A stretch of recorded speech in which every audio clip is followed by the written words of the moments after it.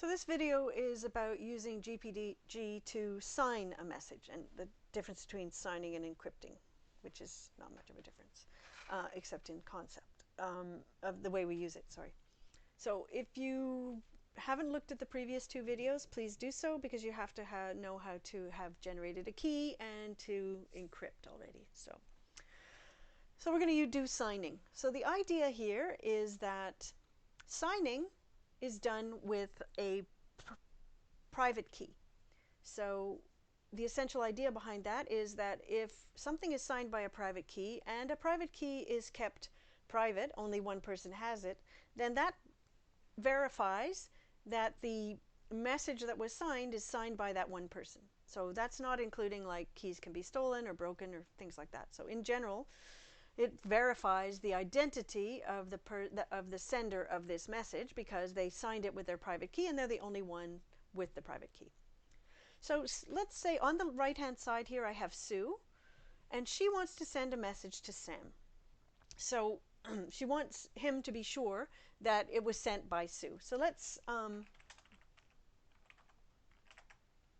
so it could be a message for anybody, but Sam is going to retrieve it. So this is her message: hello anybody, blah blah blah. It can be decrypted by anyone who has my public key because I signed it with my private key. So Sue is now going to sign this message.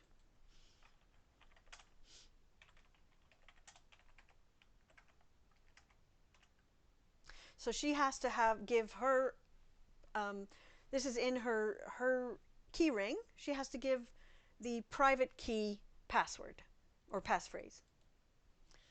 So let's do that.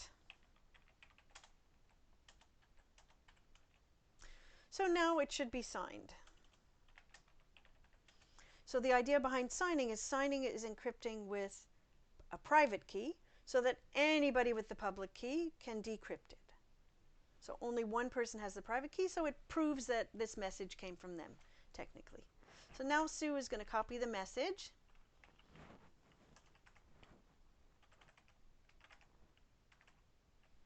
To temp. So now anyone on the system can retrieve that message, and they can be assured that it came from Sue if they are able to decrypt it with Sue's public key. So Sue gave out her public key to everybody. So Sam is one of those people who wants to read the message and be sure that it came from Sue. So let's have a look at Sam's keys. So Sam has already previously imported Sue's public key. So he's got Sue's public key.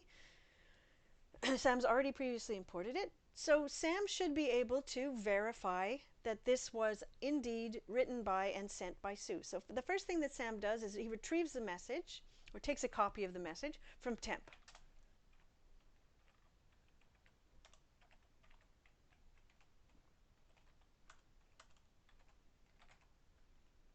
So I'm going to put it in here. There we go. Sam has that message.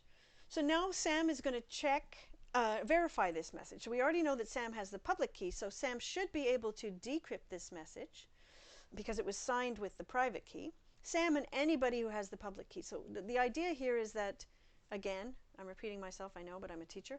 So only one person has a hold of the private key, so it can only have come from one person, technically, all other things being equal. But a whole bunch of people have the public key, so they can decrypt it and verify that it was sent by the owner of the private key, Sue. So let's verify it.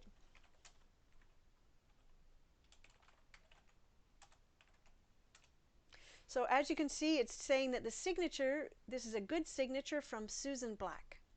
So it's not certain, this is another thing altogether, but let's, but we know, because we got the key from Sue, we know the key is good, so we know this message came from her.